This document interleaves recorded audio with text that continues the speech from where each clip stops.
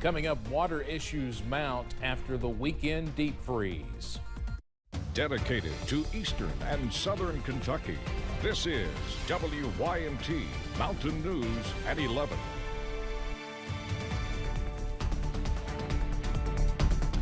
Good evening, I'm Steve Hensley. Conserve water. That's the word from officials in a number of eastern Kentucky counties right now. Water is running low after busted pipes, leaks, and water usage from the weekend's deep freeze. Some do not have any water at all, including hundreds in Harlan County. WYMT's Keaton Hall was there tonight. Fire stations in Harlan County are being utilized as water distribution centers after numerous pipe leaks and bursts have hindered their water system. According to our paper here we got that people has to sign, we've got about 20 or 25 families that's done and come and got water. Harvey Heron is a volunteer with the Yoakum Creek Fire Department Station 1. He was asked to help hand out some much-needed water. There's quite a few that don't have water right now. They's down at, I think it's Verda. I don't think they have water down there. And I think down here at Black Mountain, they don't have no water. Harlan County Judge Executive Dan Mosley says that the Clover Fork, Path Fork, and Putney areas are currently facing outages. Mosley says the recent frigid temperatures have only made things worse. Things freeze and break. We've seen that occur in some areas. We also saw one area, particularly in the Bledsoe area, that was impacted by a power outage. And that the affected areas are not out of the woods just yet. There is the possibility that this could get worse before it gets better. As things thaw out, we've seen some higher temperatures today, but there's still lines that are frozen out there where the ground's still frozen. There's still possibility of breaks over the next few days. Everett's water officials say they are working to fix the issues, but it's likely to persist for the next couple days. In Harlan County, Keaton Hall, WYMT Mountain News. Several other counties are reporting outages or boil water advisories. The City of Hazard Utilities posted on Facebook that drinking water is available at 50 Century Circle in Christopher behind the county garage for those without. Well, we have seen much milder conditions throughout the daytime hours, but especially tonight, we are still seeing some frosty temperatures, but many of us still above freezing. Here's a look outside right now from downtown Hazard. The holiday decorations still up. Enjoy them while you can, of course, as we head toward the new year. 37 the current reading here in Hazard. Somerset, 45 warm degrees, at least comparatively speaking. All is quiet on the roads, but a beautiful look at the Christmas tree at this hour. Still above freezing in most spots. Our exceptions, Jonesville's at 25, Clintwood's at 29, Manchester's at 28, and Jacksboro's at 27. Everybody else, upper 30s or low to mid 40s out through the region right now. Even Logan's still at 46, Somerset at 45. Clear skies tonight will allow temperatures to continue to drop, but again, many of us do stay above freezing as we head through tonight. And as we do, that means we will stay above freezing for quite a while under those mostly clear skies. Details in a few minutes, though, on a return to some shower activity to go along with those milder temperatures. Those details in a few. Steve? Evan, thank you. Today marks 5 months since the deadliest natural disaster to hit eastern Kentucky in more than 80 years. July's flash flooding and river flooding set records, claimed the lives of at least 44 people, damaged or destroyed thousands of homes, businesses, churches, and schools, likely caused more than $1 billion in damage, left many homeless, and so many are still working to rebuild their lives. WYMT's Dakota Makris takes us back to one of the darkest periods in eastern Kentucky's history, but in the end shows us how light prevails.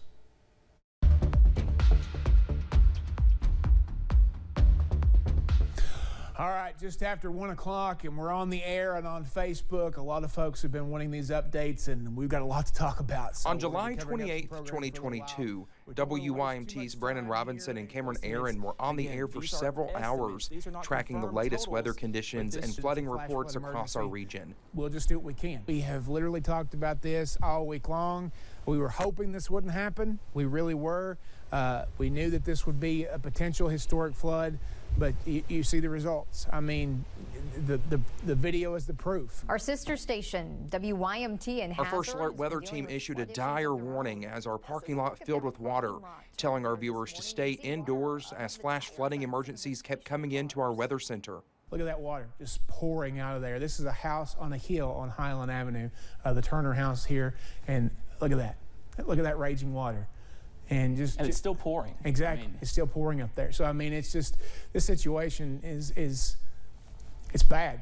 Overnight was a devastating time for this community. Literally, water seemed to be everywhere. But it was not until daybreak when we saw the destruction of Mother Nature's wrath. Good evening, I'm Steve Hensley. A tragic day in eastern Kentucky with at least 8 people killed in historic flash flooding. Damage spread across our region, from Breathitt County to the Big Sandy. Families were rescued from rushing waters. In helicopters, the National Guard lifted people out of their homes, or for some, off their roof. Words cannot adequately describe what people saw and endured. It's just,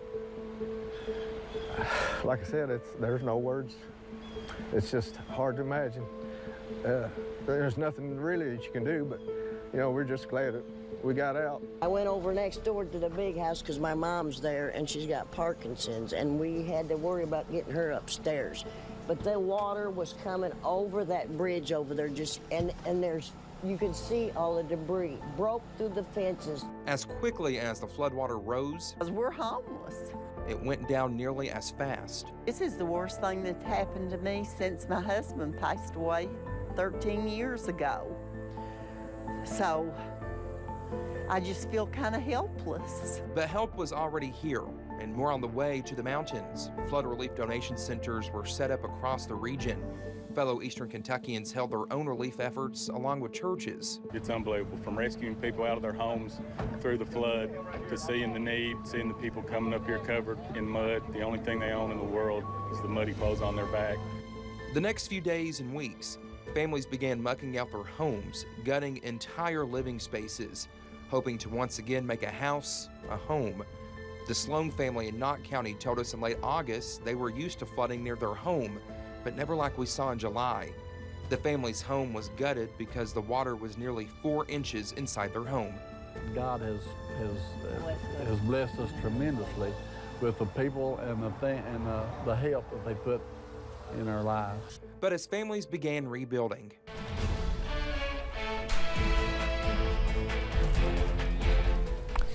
This is a Mountain News special report. Good evening, I'm Steve Hensley. We're on the air to bring you coverage of Governor Beshear's remarks at his 3rd stop of the day. Come take me down. Yeah, I'm sorry.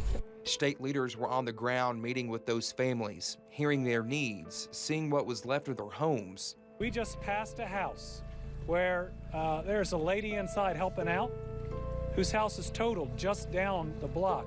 It's just she already got all of her stuff out. The Eastern Kentucky spirit was seen time and time again, neighbors helping neighbors. This whole place, I had no idea I would lived in a whole community of heroes, but we did know that Eastern Kentucky is full of amazing people, that it's an amazing place to live, and I promise that come hell or high water, it will be again. It is the perseverance of those impacted by flooding that will take Eastern Kentucky to the finish line. As, you know, heartbreaking as it was, what gave us hope was seeing Kentuckians helping other Kentuckians, and that it's the best of who we are.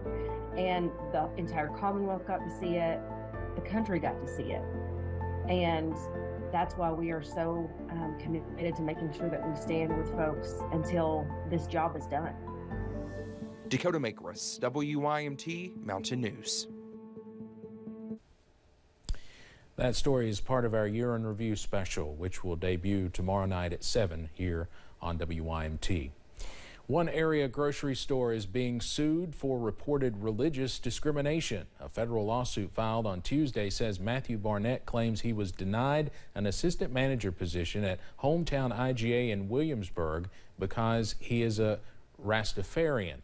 As part of his religion, Barnett wears his hair long and in dreadlocks. The suit claims the store refused to accommodate his beliefs and declined to hire him because he refused to cut his hair. WYMT reached out and left messages with both IGA and Houchins Food Group corporate offices for comment. We have not yet heard back. A Tennessee man pleaded guilty in federal court after officials say he traveled to eastern Kentucky to have sex with a 12-year-old girl. 21-year-old Noah Austin Foote of Millington, Tennessee, was sentenced to 15 years in prison for using a minor to create pornography. The case began in 2021 when state troopers received a report from the girl's father that she had gone missing. Police eventually located Foote and the girl in London. Foote told police he had been talking with the girl for at least 2 months through social media. In 2021, Kentucky saw record overdose deaths, with more than 2,200 people dying from drug overdoses. That was a nearly 15% increase compared to 2020. There is a little hope on the horizon, though, as treatment advocates say early numbers for 2022 indicate the slightest decline. Advocates in treatment centers like Addiction Recovery Care have worked relentlessly to try and save lives and get control of what is killing so many people. Chad Hedrick has more. It's an epidemic that killed more than 107,000 Americans last year, and Kentucky has seen some of the highest numbers ever, disrupting noticeable improvements.